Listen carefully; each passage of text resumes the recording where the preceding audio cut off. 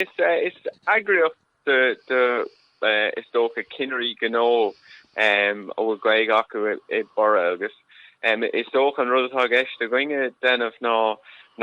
cosúla aon cólachas tráchtála nó Chamber of Commerce go bhfuil muid chun eagraíocht agus támad tréis eagraíocht a crothú a cabhraíonn le daoine gnó teach le chéile cabhrú lena chéile fálam lena chéile ar óna chéile agus gnó dhéanamh lena chéile so an rud a cred muidna ná tá na dehanna de bhéalta daoine maithin sin bhfuil Gaeilge acu tá postná na bhaithe golóir acu is daoine iad a bhfuil mar cinnerí I cólachtaí móra nó gur stúrthirí nó únéirí iad ar cólachtaí beaga agus is daoine iad ar bhalló a chuid gnólachtaí a ás agus gur bhalló cinní narróthuairt dá garam ach ag an am céine is daoine iad a bhfuil a géirí bualadh le daoine cóhéachs na cóaimseir Gaeilge freisin so is tóch an rud atá muide denmh is tá a cheangailt an dáróid sin le chéile agus a crothú pobl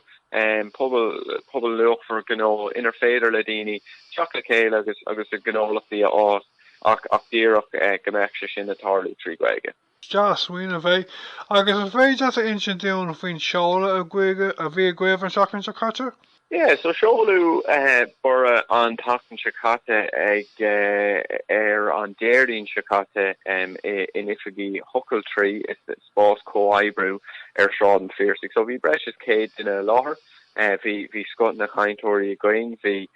fearr man an David Coin a dhéal a cólach cumarsáid an uirige ar 5 milliún, bhí fearr man an Mícheál ó Caníle ó Inisír tá Mícheál mar MD le MUFG Investor Services atá mar cuid den tríú bankas muir down as then bhí fionn trí tech a ran amaislinn cuin atá denmh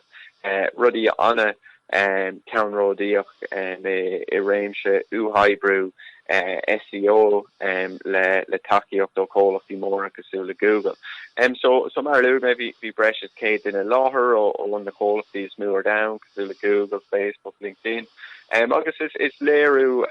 an a cuimseach a bhí ann ar an éil of a town do lehéad, so bhí list a feh going de breis chuige duine agus bhí anna chuid éil of ó daoine le bheithe láthair, so tá muidna sú go mór lena himachtaí atá le teach agus támad agsúil go mór le jockey bara faoi bara agus go fásaí an pobl agus gnáthróidh sé an dearcha atá ag daoine le na Gaeilge agus gnáthróidh daoine amach an seo ní a bháin gohfuil an Gaeilge luachfar bhean cultúrtha ach tá se anna luachfar bhean ach na nuail freisin. Lé mé cúpla alt fu san nuachtán le déanaí ceann a scríb tú ar a journal Daithí san áireamh luí tú é seo hana féin capach tá neart féidirachtaí maith a chhuiilgóirí san airne gnó dar libh lechfuil? Yeah, tá sure níl mar dermse le daoine is fear bheag an is fear bheag cólacht mór in éan agus haar lear freisin má hen tú go dtíon New York, Melbourne, London fechan scéal cinní mar an ggéine nach nusglóin an Gaeilge Durriste agus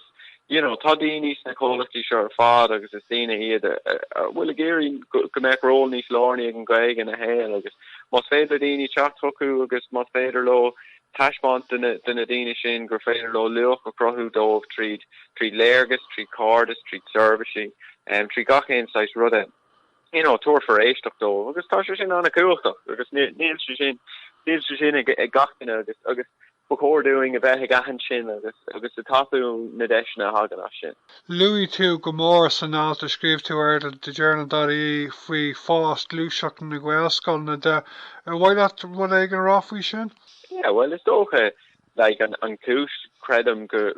bhfuil gá le Daithí de Buitléir ná dar bliana hin ní raibh cúpla míle duine a fála chud a dachas trí Gaeilge níos tá thar 5 míle duine ar fud na hián. Tá siad ar fád a teach as is soch an scoil agus tá géirí cóhéachna nádúrtha tangan agus níon le cóhéachna sin ann golóir cásaní agus an rud ha muine ag crothú a gléine is ach gur féad le teach le chéile gur féad le bualadh le daoine ach a denmh rud anna nádúrtha rud a bheith denmh tríd éon tangan sin ag fása gó nu ag ferbert a garan nu ag ferbert marghoine agus a bheith deisna crohítar den tanga atá nádúrtha agus atá tarlú I gach éon réimse eile ach bhfuil siad a caiid an níos irde ná an stuff atá fáil in éontanga eile is fearr don Gaeilge agus sin an olbhín atá going credim se amantí leis an Gaeilge caiite bheitsásta le rudí atá fifth an géad níos massa whereas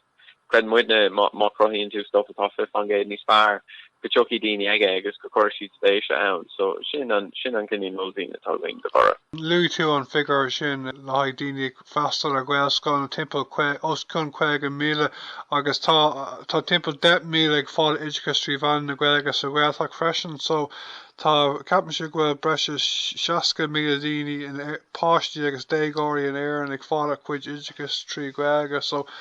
ionach an rud é sin.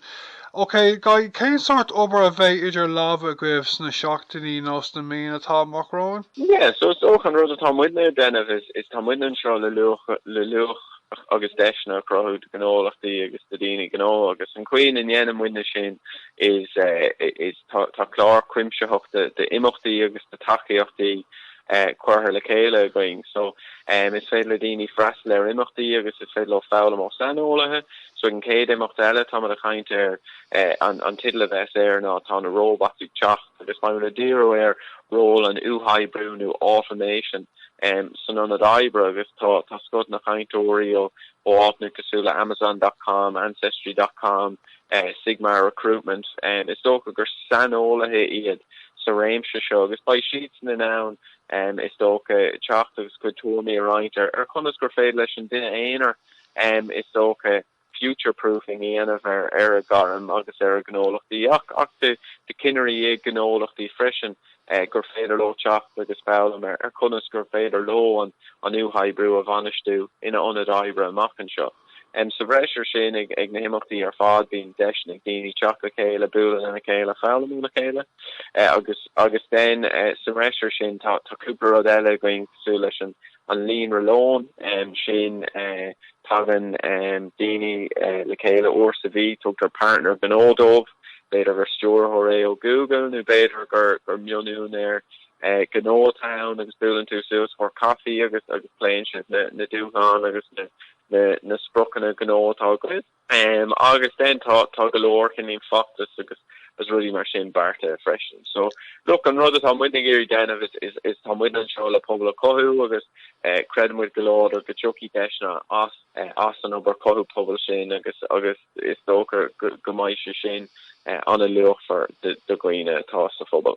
Okay, agus tá si bhar tá cúntas a gcuibh ar lánach ar na man sosiálta freisin nach bhfuil? Yeah, so má tá aon duna géirí til ólasáil mar jaolaring is féile dul chuig ar leathanach LinkedIn, leathanach Facebook, leathanach Twitter, nus féile chlárú dar nuach litter ag Borradh